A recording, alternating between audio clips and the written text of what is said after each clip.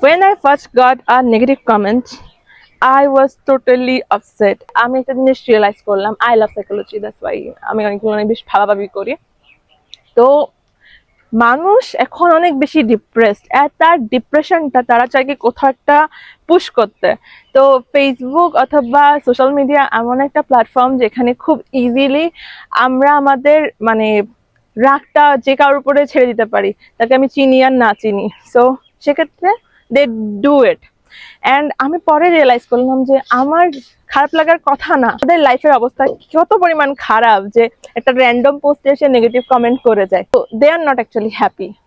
So এই জন্য তারা নিজেরা যেহেতু খারাপ আছে, সেহেতু আশেপাশের সবাইকে মনে করে খারাপ, এবং তাদের যে নেগেটিভিটিটা তাদের নিজেদের ভিতরে আছে সেটা সব জায়গায় পুশ করার চেষ্টা করে। যদি কোনো ভুল হয়ে থাকে, then you can like correct me, you can give me some suggestion or advice. Yep, don't spread hate.